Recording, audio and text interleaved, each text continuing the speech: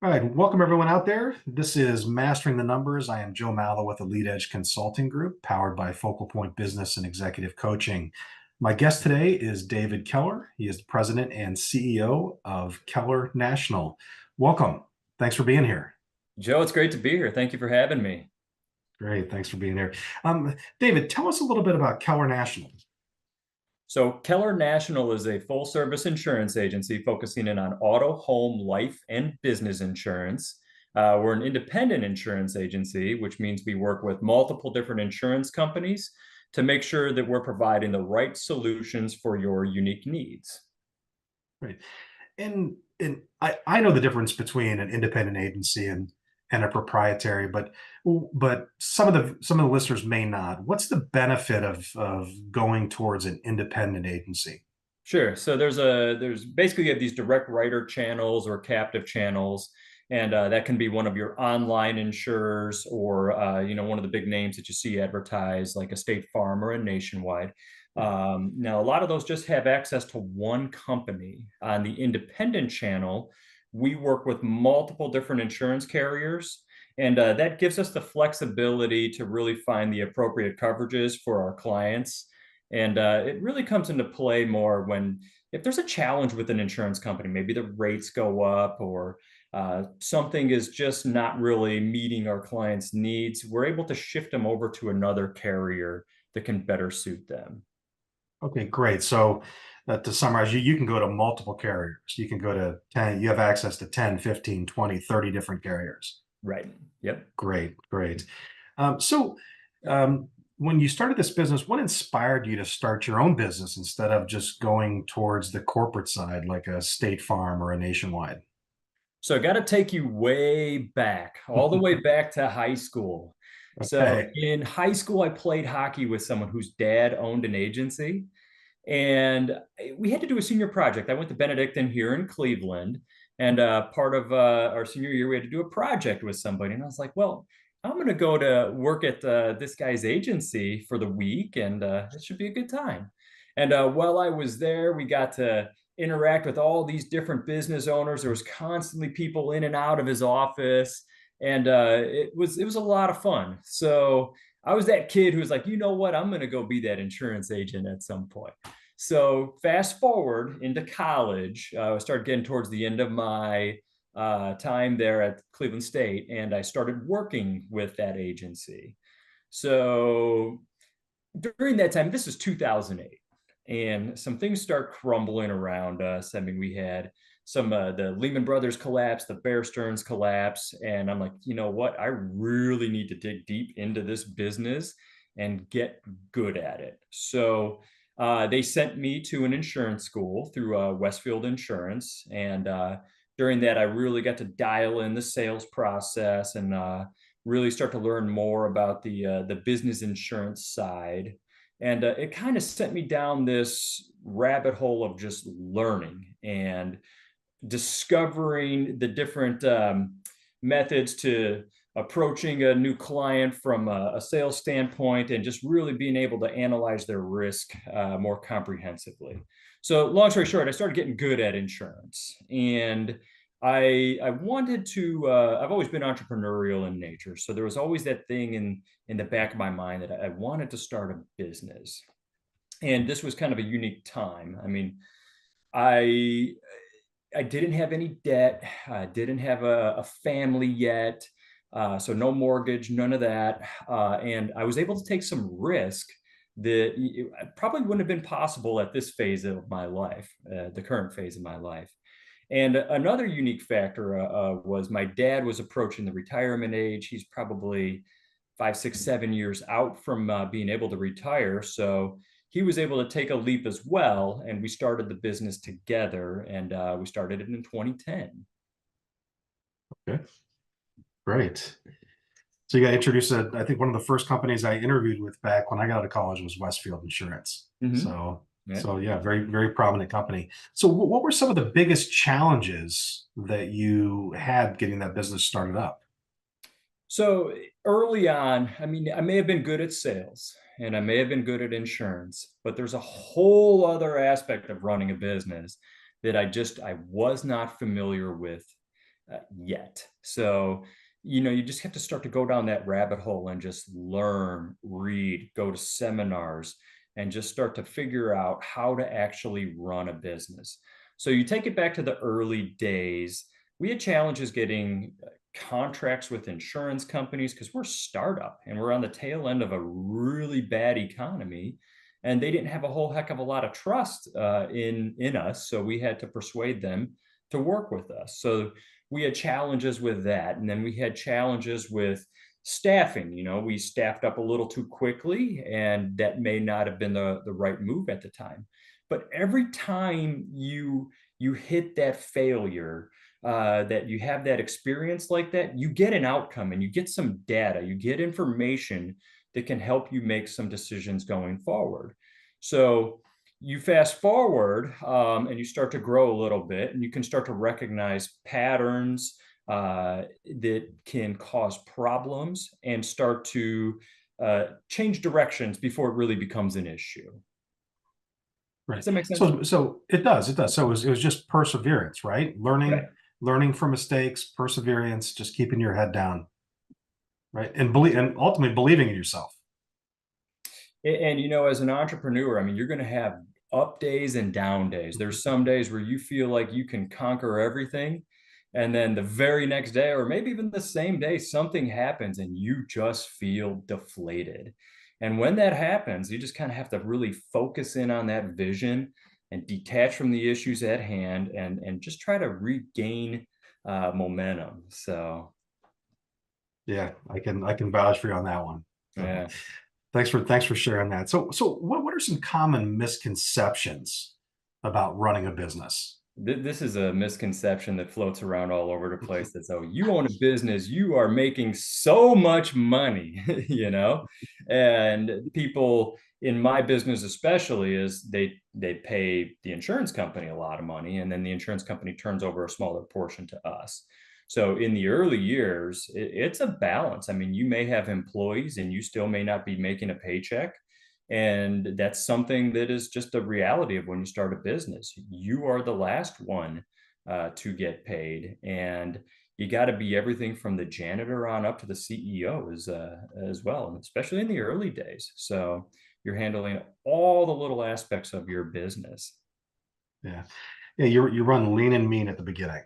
You do. You do. So so we talked about this before we got started today, but work-life balance has always been a huge challenge for me over the last 28 years. Um, how do you personally maintain a work-life balance, if at all? Right. So, I, as an entrepreneur, I can be fairly obsessive about something. And that can be whether it's the business, something that we're trying to accomplish in business, or it can be something that I'm trying to accomplish in fitness. But the big thing is when I'm in something, I try to be as present as possible. I think that we live in a society where distraction is always there. And I mean, your phone buzzes when you get an email, it buzzes when you get a text message. So when I'm at work, when I'm at the business, I need to be present and be effective. And that could mean I set 3 to 5 critical tasks that are going to move us closer to my goals, the business, the bigger picture for the business, and I execute on those. And then when I get home, put all that stuff on the shelf. Try to detach from the struggles from the day. If there's stuff that's left open, you got to detach and really be present with your family, because they want you there. They want you to be present, and they don't want you to be distracted. And that's a skill that it took a long time for me to learn how to detach like that. I mean, you'd come home and you had a rough day, and you bring it home with you, you know? And or sometimes you'd come home and maybe you're just super excited, and all I want to do is come talk to my wife about insurance, and she's like, Yeah, so yeah, you basically got to leave that there and just come home and truly try to be present with your family. yeah. That's some really good advice. And like I said, that's been an area that I've always struggled with, that I'm desperately working hard on day by day. So Right. that's good advice. So how do you stay motivated? How do you stay focused every single day within your business? So I have a vision for where I want to take this thing. And it's kind of like arranging a puzzle and you see the pieces start to come together. And so you pick up a new insurance carrier. How does that fit into there? And then you add different staff, different components to your team. And then you just each time you put these pieces together, the vision becomes clearer and clearer and clearer. So one of the things that really keeps me motivated is really just taking a look at the bigger picture and just watching this company move towards that, the fulfillment of that vision. And I think it's getting very exciting, as we approach that. Yeah, So yeah, absolutely. Yeah, just I mean, maintaining your motivation. That's the way to continue to grow for sure. So absolutely. I personally know that the insurance industries, the financial service industries, they're continuously evolving. Mhm. So how do you stay adaptable? How do you stay ahead of the pack in your industry? So right now, just giving you a little, or your viewers, some insight on the insurance industry. There's been a lot of challenges inside the insurance industry. The carriers, the insurance companies are struggling with profitability. And so a lot of them are losing a lot of money. So right now, it's really just recognizing here's the action that these companies are taking, and we need to make sure we are staying ahead of that to make sure we are still able to meet the needs of our clients and give them the benefits that they deserve. So it's really just watching what's happening with the insurance companies and making sure that we do stay ahead of that. And then the other side of it is technology is just evolving so rapidly. And a lot of these insurance companies out there, they're slow to adapt and slow to deliver from a technological standpoint. And the nice thing, though, is there's a lot of companies out there, insure tech companies that are creating these plugins that allow us to start to deliver some unique advantages or some unique services to our customers more efficiently. So that's been a big thing there is just really evaluating our technology, optimizing what we have, and just making sure that it is relevant for our customer and user friendly and advantageous for them.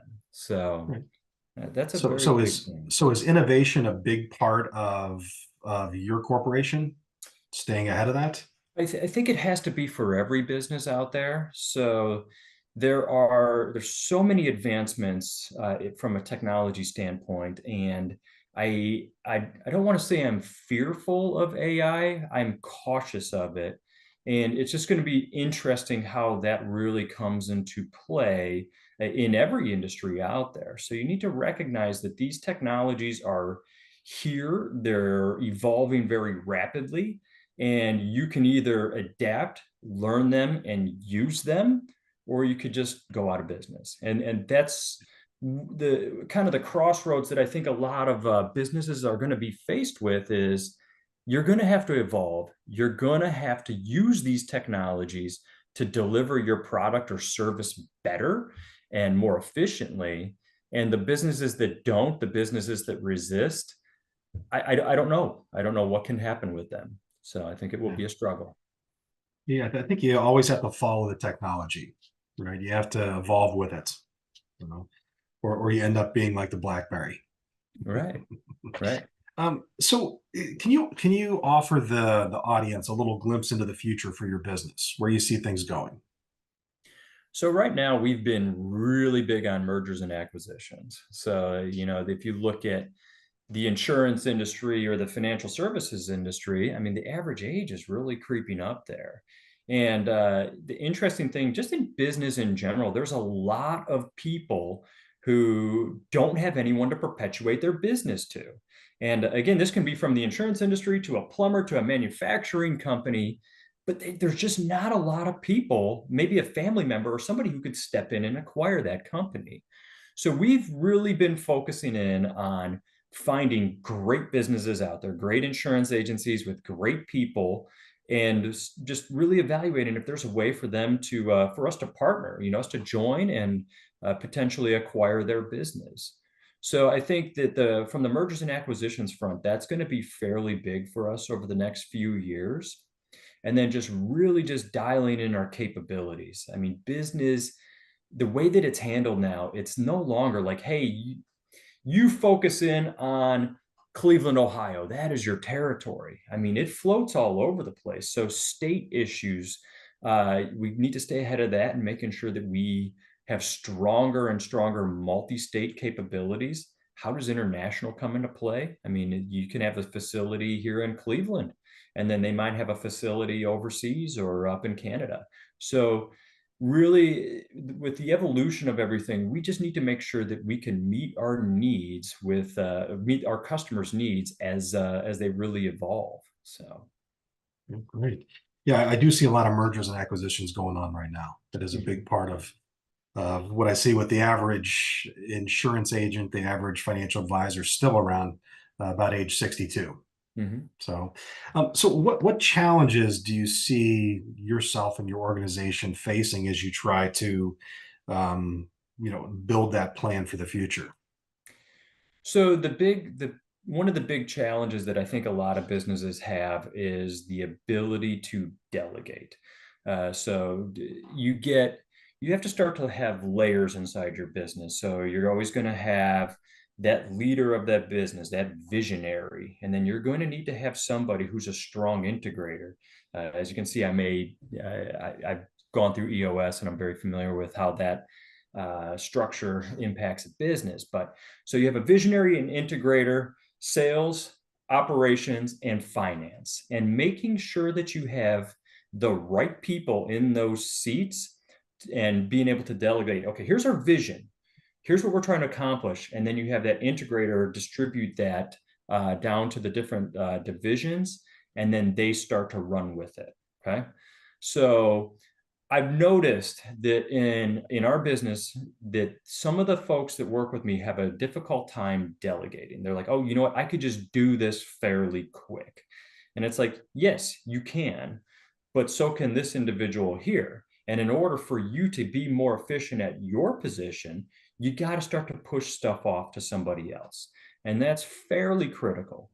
So as we grow, bringing in the right people and then just making sure that you push off the activities. Everybody pushes off the activities that are kind of the lower level ones to the lowest level person who can effectively handle those activities. That's going to be pretty important. And I think it's going to be a challenge. So I think in businesses in general, sometimes you have somebody who's really, really great at something.